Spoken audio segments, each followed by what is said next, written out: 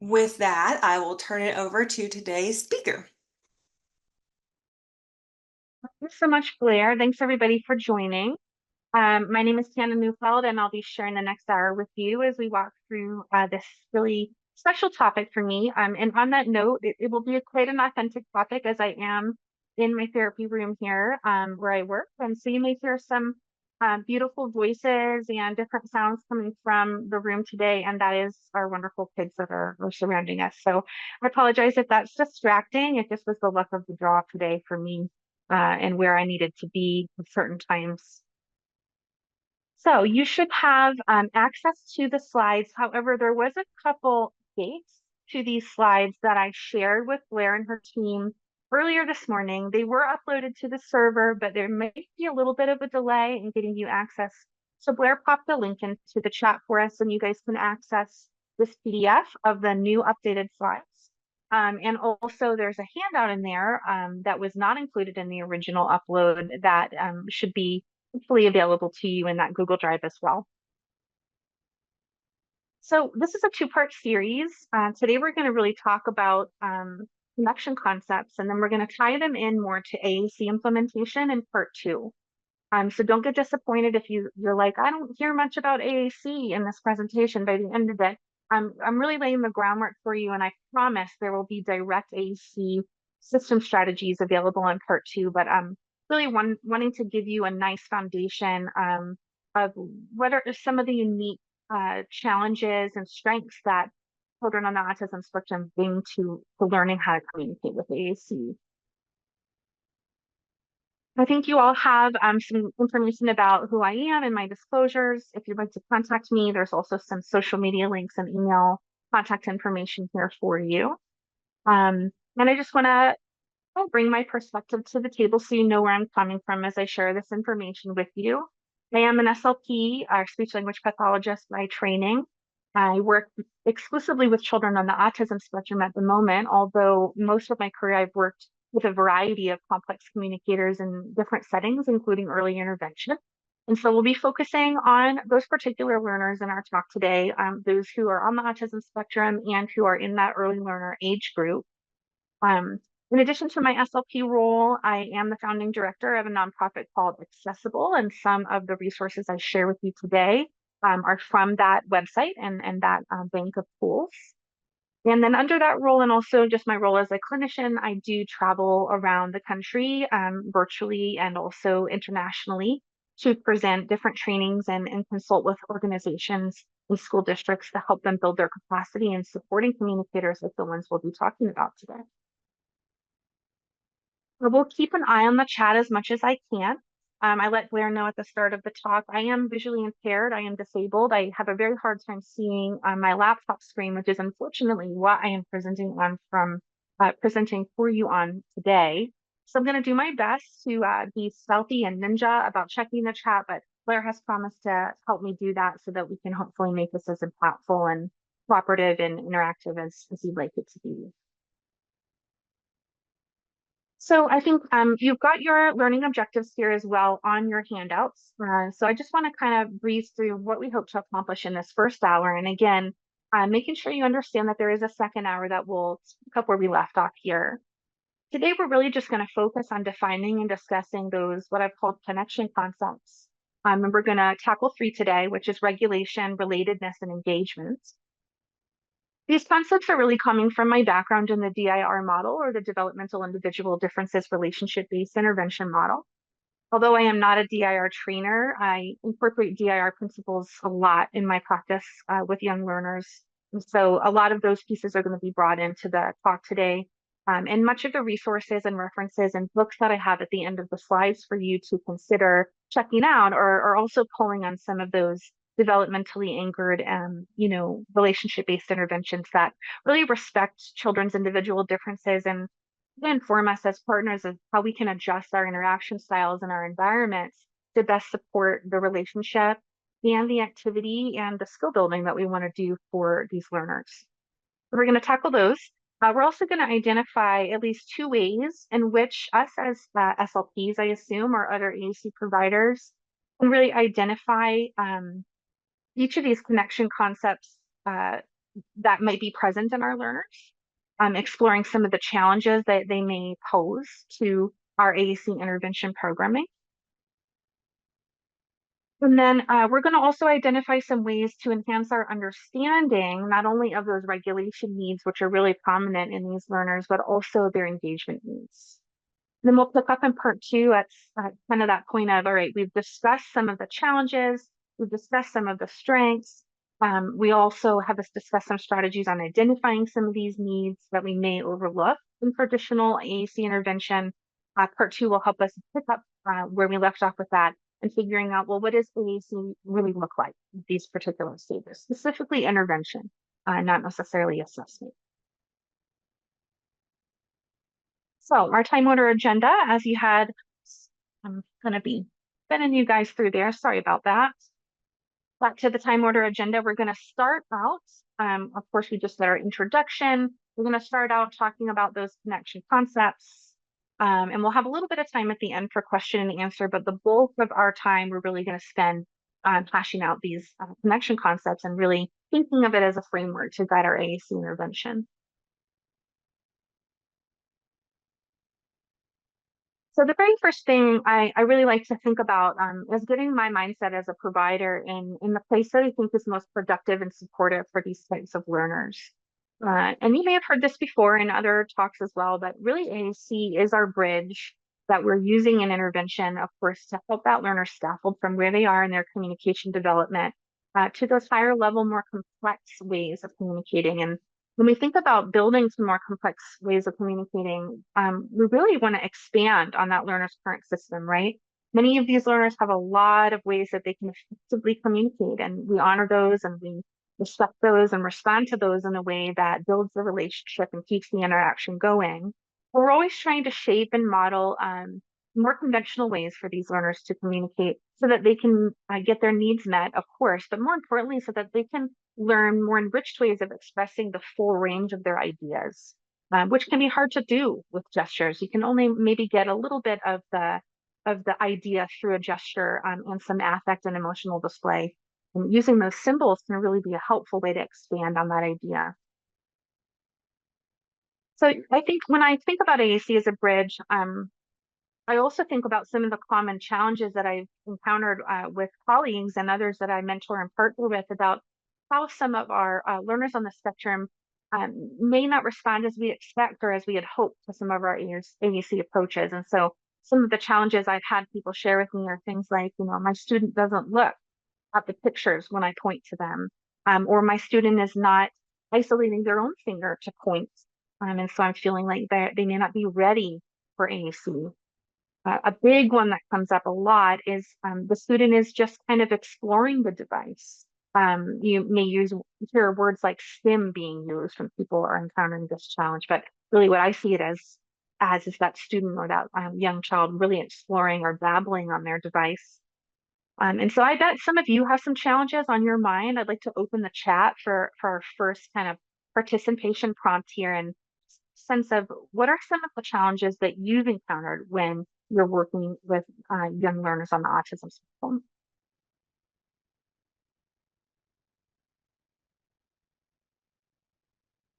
I'm going to check the chat. Classroom teacher buy-in, that's a good one. Not attending. I knew I was telling Blair the chat's going to blow up with 200 people in the room and I'm not going to be able to track all of them. But I see a lot of them popping through limited interest, stimming on the device, not looking at the pictures. Yeah.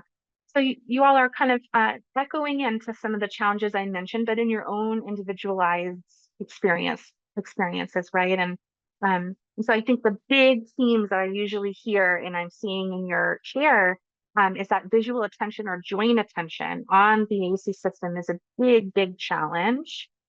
Restricted interest. I've heard a lot of people say, well, this learner doesn't seem to be interested in anything.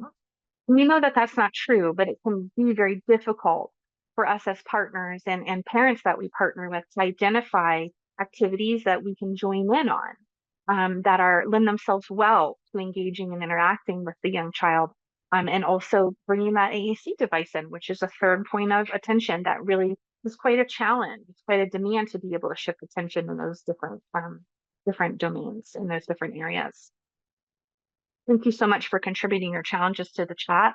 I'm sure it'll be reassuring to others to see that um, they're not alone in experiencing some of these challenges. And I think that hopefully by the end of today's class, you'll have just a few other ways to consider those challenges and what might be influencing those challenges. So I think I want to wrap up this slide by talking about this AAC building a bridge. And we know that AAC is a bridge to communication, to language. That's really what we hope, at least when we think about symbol-based AAC. We know that there are other modes of communication under the AAC umbrella, including gesture and gaze and body language that are not symbol-based. And we're thinking about those as well. But when we think about that more traditional definition or more consumer ready idea of what AAC is, we're usually thinking about picture-based symbols, and we know that they help us bridge to language.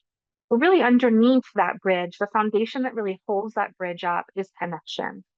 And connection really is going to be tied to the social emotional development and social emotional relationships that that learner is operating within. When we think about connection supporting that bridge, really, when we think also in that relationship to the challenges we experience, when the elements of social connection are challenging for learners, or for us as partners to discern in our learners, then what we usually find is that a lot of the areas you're talking about in your challenges are impacted. So we can see these things really showing up in things like limited attention, to the models that we provide, or becoming dysregulated even by the presence of AAC and the fact that someone else is talking with this technology. So our connection concepts then, you can see them outlined and briefly described here on the screen. We're going to go through each one of them individually, but I think it really is difficult to talk about them in isolation. Because they are pretty interconnected and interrelated in nature, and in neurotypical development and neurodivergent development, we are just as integrated in both of those types of children. And so the first one at the top here is regulation, of course, and that's a big one for many of our learners on the autism spectrum. It's usually something that as SLPs we don't usually get trained in how to identify or support regulation.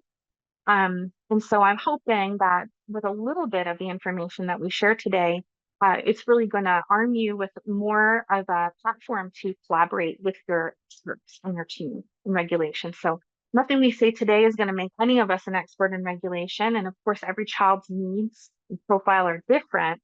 But I'm hopeful that if we can think about the role of regulation in AAC intervention, it gives us a platform to collaborate with our occupational therapists, and others on our team that may be more experienced and well-versed in that realm. So as we said before, language development occurs on a solid foundation of functional social emotional skills. And this is where I'm pulling in that DIR model, the work of Dr. Stanley Greenspan and Stuart Schenker, who developed the functional emotional developmental model. This is the theory that the DIR model was built on, and it really guides us through thinking about social emotional development across 9 different capacities. We're really only focusing today on the first 3 capacities in that hierarchy, but I just want to make sure that you understand where it's coming from. So if you want to learn more about it and how children are moved through with our support in that hierarchy, it's not really a hierarchy, it's actually kind of an integrated continuum, then you can certainly go to some of the resources I provided for you. And I think that one of the biggest pieces that was an aha moment for me as an SLP rather recently, within the last, I'd say, 5 to 8 years, is that language really doesn't exist apart from emotion. And that's kind of an underlying framework in the functional emotional developmental model. And I don't know if anyone in the room has read The First Idea, which is a book written by Greenspan and Schenker. It really outlines their theory of how we as human beings have evolved to be social creatures that is actually paramount to our survival. But in so being, with our fetal brains being underdeveloped at birth, we're wired to really be in relationship with one another. And that the simple formation that occurs as we start to develop more complex reflective thinking and eventually use language really does stem at its heart from the root of our emotion, and that our emotion drives our intention. So then, under that platform, we're thinking here about regulation being that readiness to engage, to relate, and to learn. And of course, then the opposite of that would be dysregulation, but they're really not that black and white.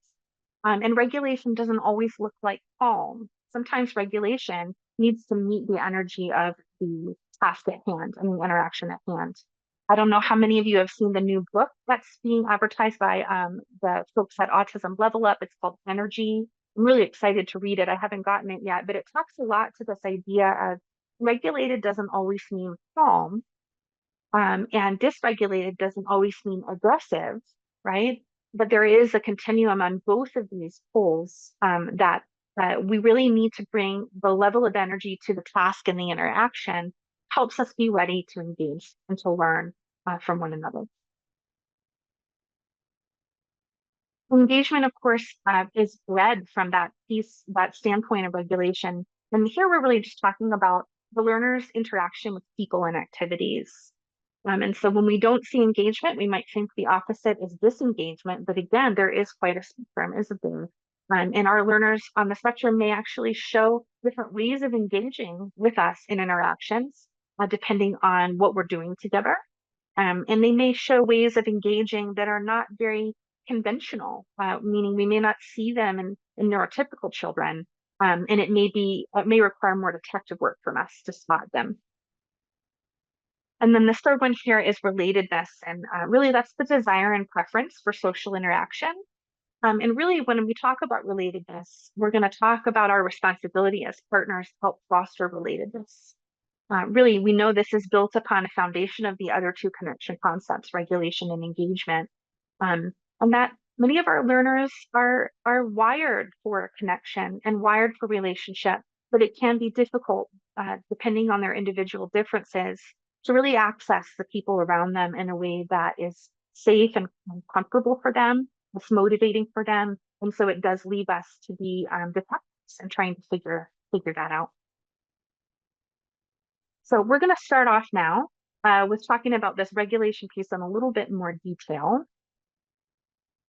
And so dysregulation is probably at the heart of many of the challenges I've experienced in working with young learners on the autism spectrum who are emerging in their communication development. Really, when I think about dysregulation, I think about disorganized responses to the sensations and experiences that are either going on inside of the body or outside of the body. I'm sure you all know we experience these as people. We all experience dysregulation, and they're brought on by our own individual differences, which is a big hallmark in the DIR model. So, really, then, dysregulation is an experience in the mind and the body. If you think about some of the things that dysregulate you, I'd like to take a breather here and just kind of pop back over the chat and challenge you guys to maybe share what's something that dysregulates you. Just pop one word into the chat. And let's see if we can highlight some of the noise. You guys jinx both noise, sleep or lack of sleep, grocery shopping, noise, noise, noise, lights. Look at that, hunger, loud chewing, stress, family conflict. Amazing. Look at all these triggers. Now let's shift for those who already had a chance to share. How do you know you're dysregulated?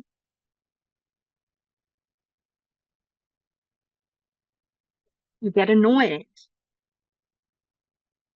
You're angry, you're irritable, you're aggravated, you're unable to focus. Breath, shut down. You hold your breath, you can't focus easily. You got a fast heart rate. Amazing, yeah. So you're really highlighting here all of the everyday pieces of life that can dysregulate all of us. And of course, we're all bringing different neurology to this question. We bring different neurology to every day and sometimes to different moments, right? But you're also highlighting that dysregulation is really a mind-body experience. We know that many of our learners, I'm assuming if they could tell us what they were experiencing, would be able to highlight some of those sensations in the mind and body that are really making it hard for them to do many of the things that you all just described. So when you're dysregulated, as you all said, you may find it hard to focus or to do what's required of you for a certain task, right? Think about all that's required of you when you're learning how to use AAC. I know as a partner, when I'm dysregulated, my ability to navigate AAC certainly does deteriorate no matter how familiar I am. There's also a level of panic, I think, in many of us when we're dysregulated, especially if we know that we're dysregulated and we are in a situation that's really demanding that we not be dysregulated, right? Something that is demanding that we focus or engage or be empathic. And we're really having a hard time bringing that to the table. And that panic and anxiety really can come in addition on top of our dysregulation because we know we're just not meeting the needs of the situation. So I think really this concept really optimizes or emphasizes rather that every person has these challenges, but also within those individual differences, those same individual differences that can cause dysregulation for us and for our learners, there are also strengths, right? And so I think as we think in our part two about how we can um, take regulation at the heart of our work and figure out how to flex and adapt to build on the challenges or to build on the strengths that our learners bring in their individual differences, those same strengths that might actually cause dysregulation in certain moments, but also to be sensitive and understand how to respond sensitively to those dysregulated moments when those individual differences are causing some of that for our learners. So I did give you all a resource that I think would be helpful as a thought exercise as you're working with your learners and thinking about dysregulation. As I said, OTs are my favorite to go to for support with this. There are other professionals on your team that may also bring a sounding board for you to help you reflect on why your learner might be dysregulated. It is in your handout. It's called it's a guide to reflecting on dysregulation checklist kind of thing. And it's not exhaustive by any means, but it might just give you a framework for thinking about your particular learner and what might be contributing to some of that dysregulation. I also, before I leave this slide, want to highlight, what is dysregulation? What could it look like, right? Sometimes we recognize it as dysregulation, but if that's not our background, we might actually not recognize it as that. And so I put some quotes here on the slide. Dysregulation might look like behavior or challenging behavior, right? It might look like non-compliance, might even be seen as non-compliance in the charts or files that you're reading for your learners. It could also be seen as hyperactivity or inattention, non-responsiveness, or disengagement.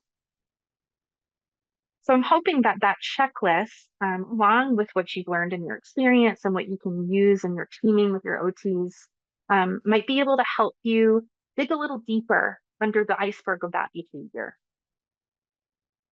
I also want to mention here that dysregulation can be up or down. And this is a big piece of what I see in our learners who might look unresponsive or uninterested in what we're doing.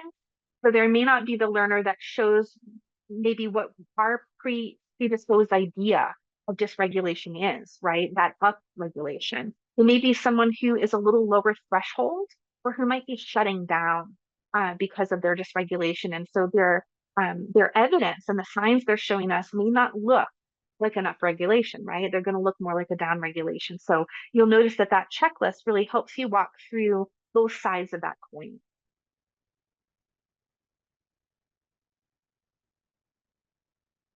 And then, as you think about, again, why this regulation may be happening, I think that checklist would be helpful. But I think the most important takeaway I like to give is that the behavior we observe, right, is just the tip of the iceberg. Sometimes it can seem one way, and it's actually 7 other ways under the surface, right? And there may be several factors under the surface that we are not even considering, and we might say, well, how was I supposed to know that? I had no idea what happened at home, or I had no idea that he just got through some tummy trouble or had a dental procedure. And so you'll see that part of that checklist really encourages us to dig a little bit deeper into areas of dysregulation that might not be immediate in our environment, right? Triggers that might not be immediate in our environment. They could be internal to the learner, or they could be historical to the learner.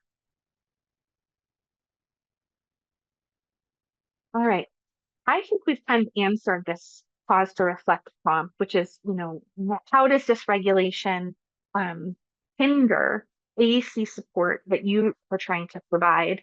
I think that many of you highlighted challenges earlier that would probably fall under this umbrella, but I'll just pause for a minute and see, does anybody else have ideas on where you see dysregulation coming in and acting as a barrier to your efforts to help your learners with AAC?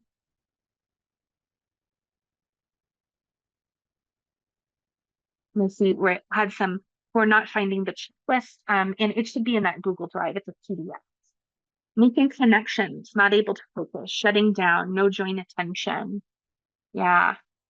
So I think that you're emphasizing here that if we have inattention, if we have minimal joint attention, if we have limited interests, um, definitely going to regulation first.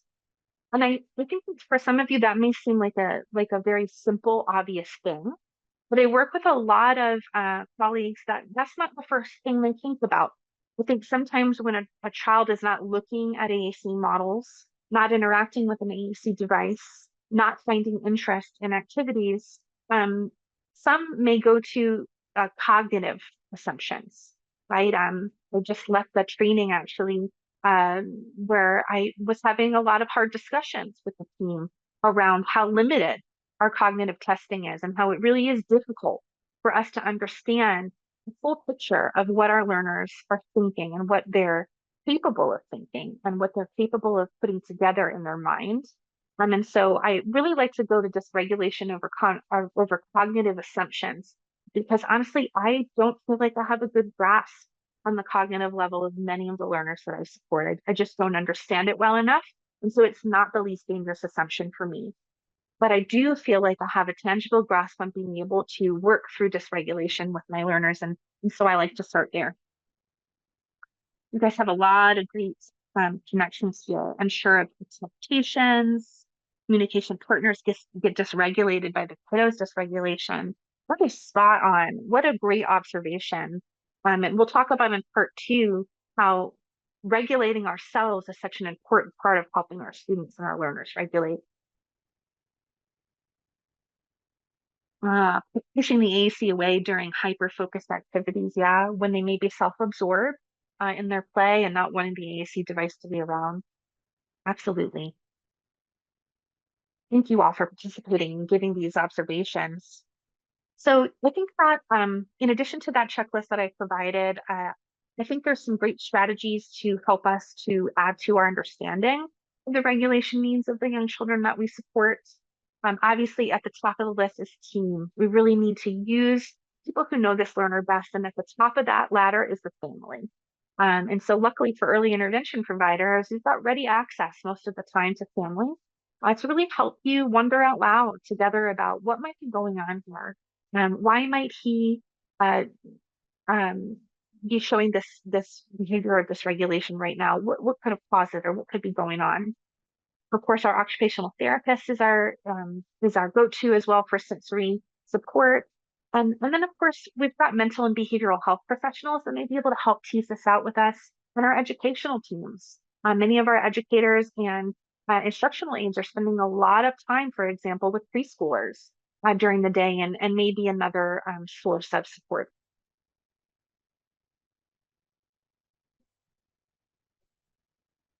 All right. But we also want to watch for our learner in the moment to show us some examples or some evidence rather, or some dysregulation.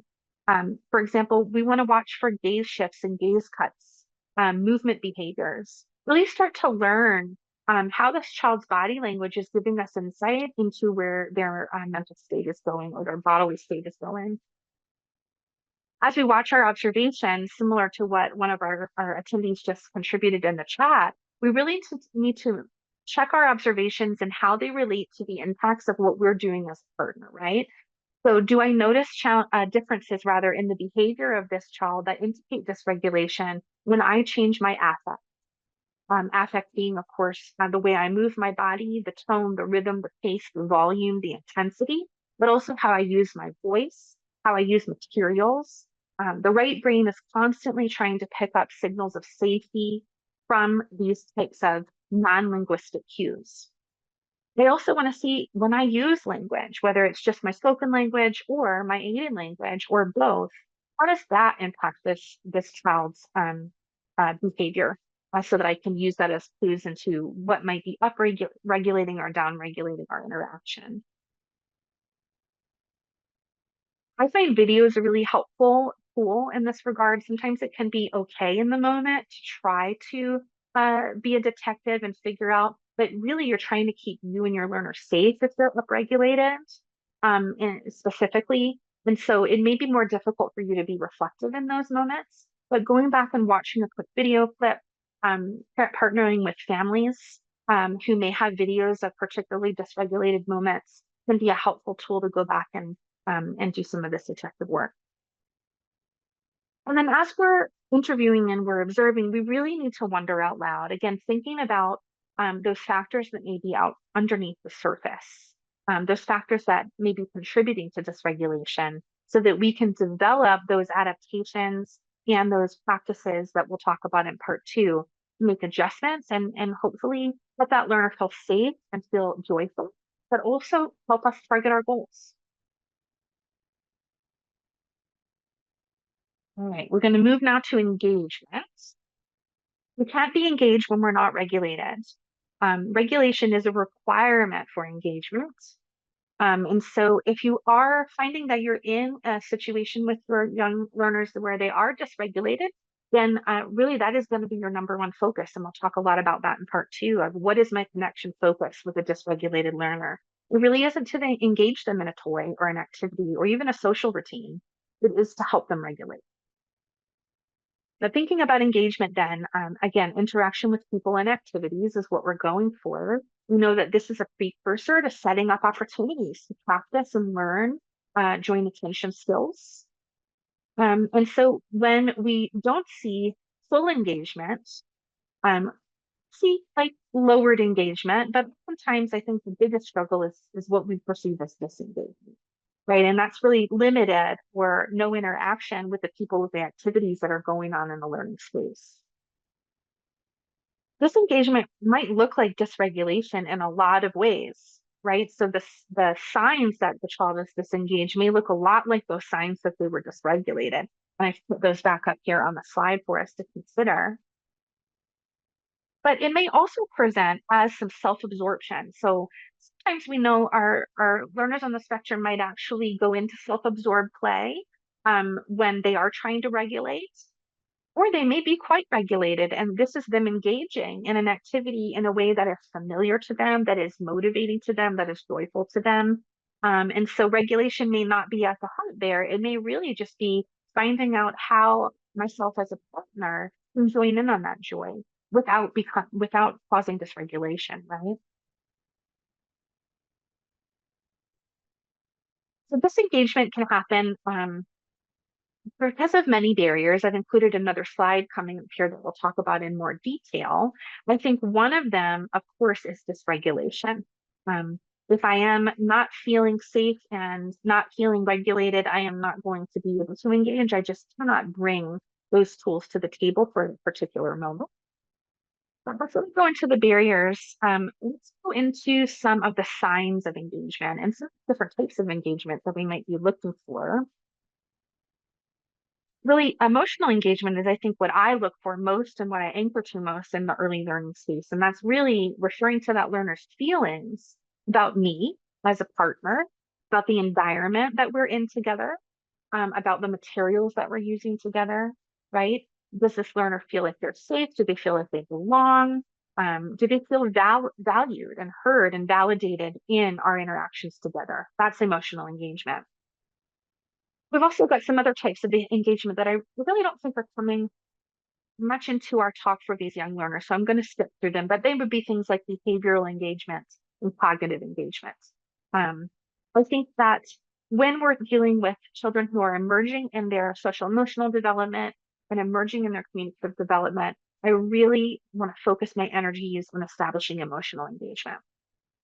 And how I know that my learner is emotionally engaged is going to be their unique ways, right, of expressing that to me, mostly through positive affect. So positive affect is a big, big cue that they are feeling like they're in a trusting relationship with me as a partner. And that perhaps their peers around that they're feeling they enjoy being around and feel relatively safe around.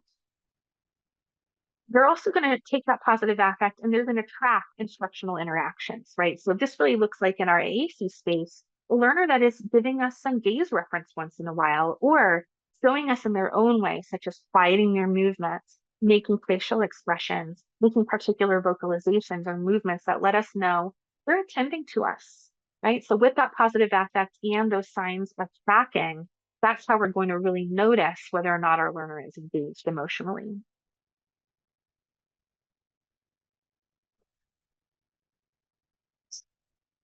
Going back. So then we've got some barriers, and again, not an exhaustive list, but just some things that I've encountered in my work that I think are worthy of consideration when we have a learner who is not engaged. On the very left-hand side, you see anybody would be disengaged because of these reasons, right? And these are things like this is a right? A boring activity. I'm disinterested in it. Or this activity is not new enough for me. It's too familiar, or perhaps this activity is irrelevant or ingenuine. And this is where we can see some of the activities that we may be tempted to do, like withhold materials to ask learners to request on their AAC device. It's a very good example of an irrelevant or ingenuine activity. Sometimes activities are too passive and that can cause disengagement, right? So for example, if we've got a learner who loves books, but we're only reading the book and not providing good opportunities for dialogic strategies, then that learner might view that as a passive activity and may not engage in the way we want them to. They may be confused. I think as somebody mentioned in the chat, confused, what's expected of this activity? What is my role to play? Maybe I don't understand the language. Maybe I don't understand the routine. Or maybe there's a mismatch in the way that my partner is interacting with me. They're not reading my cues. They're not reading my emotions. They're responding in ways that are confusing to me and maybe even dysregulating. And then on the flip side, on the other column, you can see there are all of these that may come up for our young learners on the autism spectrum, but we also may have some individual differences popping in for these learners that are in addition to these potential barriers. For example, that the activity is too high developmentally. We're asking that learner to play something or do something with us that really is requiring more developmental skills and things like fine motor, gross motor, sensory processing than they have to bring to the table. Or perhaps it's too low. This learner needs a little bit more challenge developmentally. They need to be pushed to think a little bit more in sequence instead of linear cause effect, for example. Kind of hinging on that too, maybe the activity is inaccessible with our learners who have vision differences and fine motor differences, gross motor differences, body awareness differences. The activity may not be accessible to them. Maybe the noise is too loud. Maybe the pieces are too small. Maybe that learner can't motor plan in order to figure out how to engage in that activity, even if it's just using their own play to do a finger play with you. And so that may be disengaging for them. So that list is just to kind of spearhead. We'll talk through some of these in part two as we talk through strategies as well. So I think I'm going to skip this reflection prompt because I think it ties into a lot of what you've all shared. So when we seek disengagement and when we know firsthand that that is really interfering with our AAC intervention in many of the ways we've discussed, visual attention is limited, perhaps interest and actually wanting to join in the activity with you or with a parent is hindered. We do have some strategies similar to those that we use for our dysregulation checklist, right? So again, The questions might be different. The things we're wondering out loud might be a little different, but the strategies are very similar. Um, Especially if that learner is regulated and not engaged, right? So if they're dysregulated, our energy again is going into figuring out the regulation piece. But if they seem to be regulated and they're not engaged in the learning experience, then we really want to use those same strategies to figure out how we can do some detective work around engagement. So I think here is where I really love to use motivation and joy surveys. So I have one on the accessible website. I didn't pull it in for today's talk. I think I shared it in a prior talk I did with Able U though.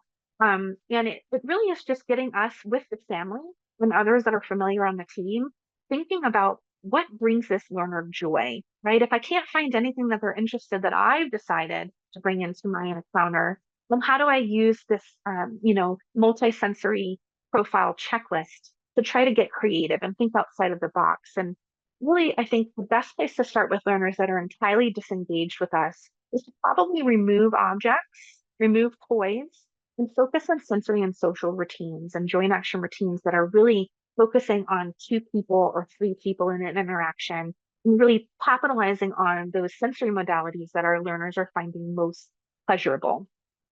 So some of our learners love songs, some of them hate them, right? Some of them love movement, and others are scared. But I think that that checklist, which I'm happy to share with Blair after today's talk, if you all can't find it, might be an interesting tool to bring to a conversation with the family when you're trying to tease out some of those interests.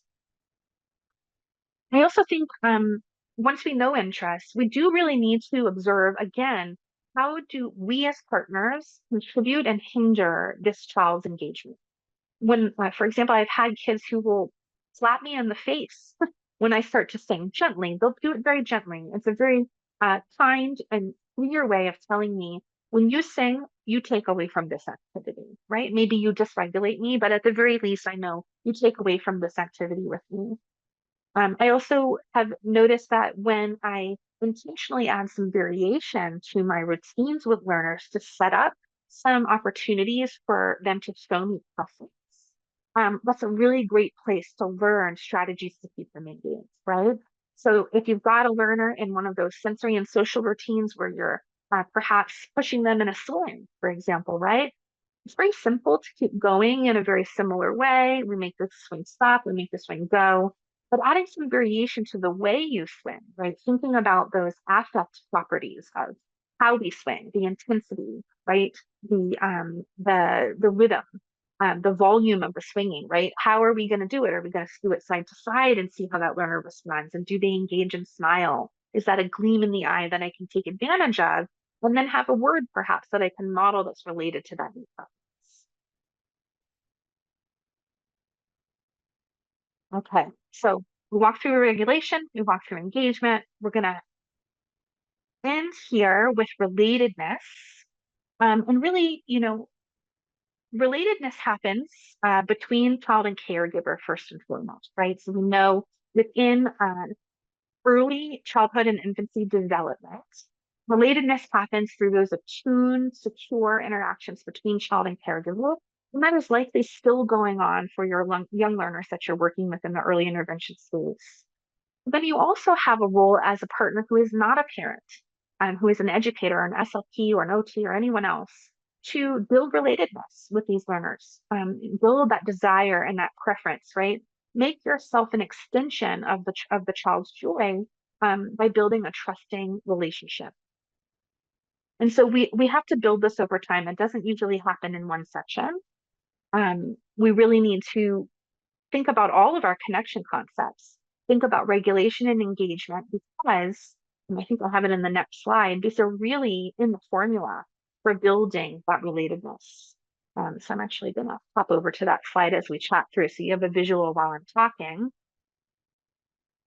But just speaking from the infant and early childhood space, which is really giving me volumes of new things to consider as an SLP, things that I was never taught in school, things that I had to learn the hard way in my clinical experience and are now being magnified in the new learning that I'm doing by being a little more transdisciplinary in my research and in my practice. But relatedness builds in the early years with attunement, right? When I attune, I recognize the emotional state of that child, and I match my affect to that state. I'll help co-regulate with my affect, bring warmth and responsiveness and consistency and reliability to our interaction. And I bring all of those things in hope of supporting regulation and engagement, but that I have that foundation to start teaching different ways of communicating. So as you can see here on the slide, a formula that I've kind of thought of in terms of what relatedness is really, regulation plus engagement times time, right? Children usually form the strongest bonds with their therapists and educators when they feel that that person gets them and can help them regulate when they are feeling unsafe or feeling disorganized, and also engages them in joyful activities that are socially rewarding.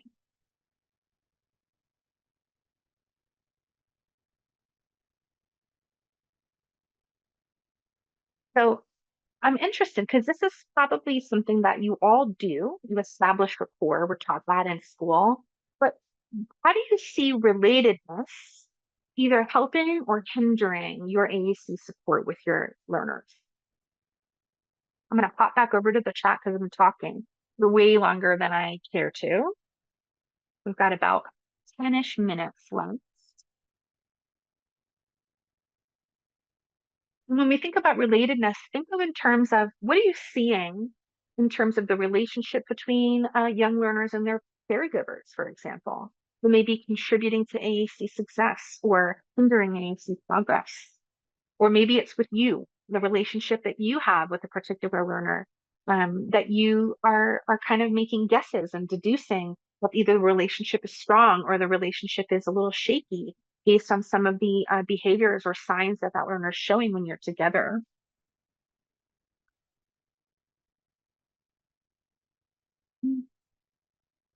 Maybe that you need more time, you need more rapport. The better the relationship, the better, the more AACs. Yeah, some of that's what I have observed as well. Vulnerability required for learning and making mistakes. Absolutely. These are soft skills, right? And they're things we don't often measure in our objectives. They're not always things that we talk about in the EAC space. I feel like sometimes they're operating under the surface for many of us. And because they're more of an art, right? Developing relationship is a lot like an art. And it is hard to teach, but it's not impossible.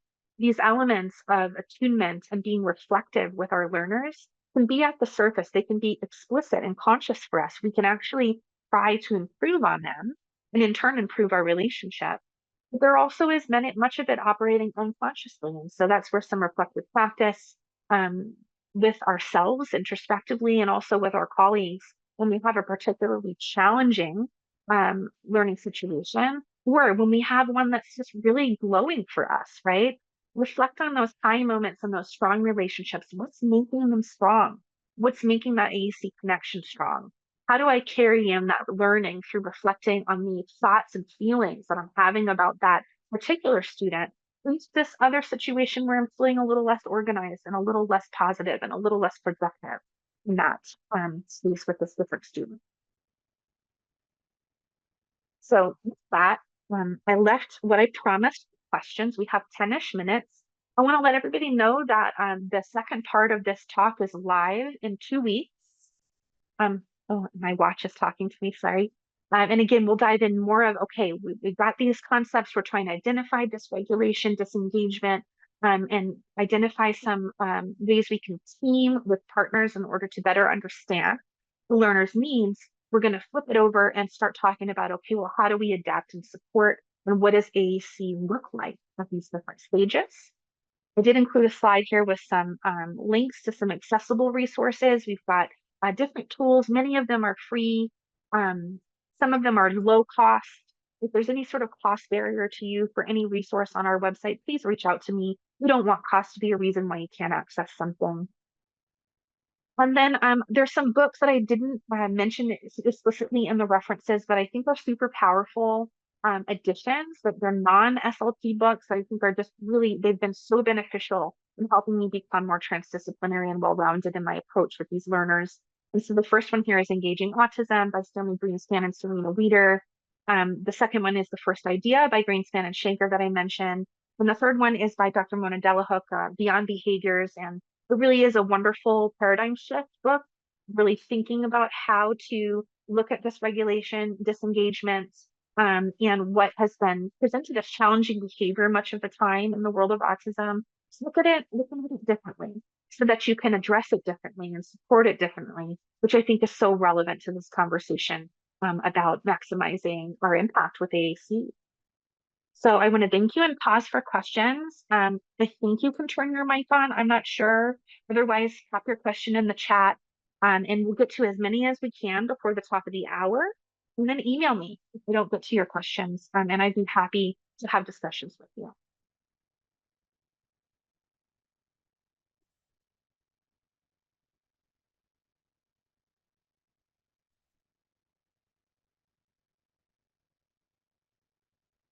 Right. So it says, pondering if you write goals about acknowledging modeling. Yes, Brooke, I do. I think that writing goals that are related to the anchor strategies that we're using, such as attending to aid in language modeling, are super powerful. I also like to write goals in parallel to goals like that are around reciprocity, right? Circles of connection and communication is the way they talk about it in the DIR model. So even if that AAC device is collecting dust in the corner because we're really just figuring each other out, and I haven't found the magic sauce that gets those models into view, I want to see how do we open and close circles of communication together using our non-symbolic, non-linguistic ways of communicating. Blair, I might need your help because those questions are popping really fast in Yes. the chat, and I'm Looks having like a hard time tracking them. Go for it. there's another one about do you write engagement goals? That's sort of similar to what you Yes, said with modeling, but kind of along the same I lines. do. I do. And so an engagement goal might look something like the when I get a really fun sensory social routine going, which is what Hannon, if anybody's Hannon trained in the room, is what they call people play. If I get one of those going, then how does my learner show me that they want it to continue? Right? And how many times do they tell me that they want it to continue using whatever signal they want to use? If it's a smile or a voice or body rock or whatever. But engaging really is taking a turn in the activity with me too, right? It isn't just sustaining attention to what I'm doing all the time. So I'll write goals like that. I think I see a hand or something raised here. It looks like Joyce. Joyce has a hand up. Um, hmm. Go ahead, Joyce, if you want to pop your mic on. Well, while And we're if you waiting can't, on Joyce, we can answer some of yeah. the other questions. There's another one about how to get staff on board with needing to regulate students first before they can learn. Do you have any suggestions? Yeah, I do. This is a very common discussion, no matter what setting I've worked in. I think the first reason that people are resistant to helping with regulation is that they feel confused and they don't know what to do. I think we have a wide range of the way people respond to dysregulation. If we have a child that can seem unpredictable, I think staff are quite fearful. And so they may not focus on helping with regulation in fear that they're going to make the situation worse. And then on the other side of that coin, we may have staff that are perhaps not as reflective or observant and open to the idea that this child's behavior may be indicating dysregulation. And so they're kind of pushing ahead. They want to over control to avoid the chaos. And so I think the first piece I like to do is educate around what regulation is. I think that it's powerful for people to think about it in themselves in a real layperson's way of how they think and feel when they are dysregulated and what kinds of things do that. So I might have some exercises and staff meetings that really encourage that. And then also giving them ways to start looking at their learner and making it their job to recognize what regulates and dysregulates their learner. A lot of the times our staff have a job to do that's been given to them or has been assumed. So if it's in a school setting, for example, they've been told that this AAC device is to get this child to ask for what they want. And so their focus can be quite narrow on that. If we shift gears and give them the permission and also the responsibility for a week, I really want to talk about what regulates and dysregulates this learner, and I need your help in this detective work. And here are some tools that we can use together. It starts with that recognition, right? And then from that, you can build in some reflective discussion or training around, okay, what do we do about it now? But if they're not recognizing it, they're not going to have the tools to bring to do something about it. I want to shorten my response there and just see if we can have more questions. But if you want to keep that dialogue going, please email me. I'd love to talk more about some ideas for your particular staff needs. Yeah, that's great ideas. We've had two people ask about like hand over hand and just thoughts on discouraging that, or if you have any thoughts on that subject. Hand over hand is not seen as an evidence-based or compassionate neuroaffirming practice in the AAC world right now. It also has been shown to really enhance calm dependency. So in addition to being intrusive to the student, it actually doesn't usually help AAC learning.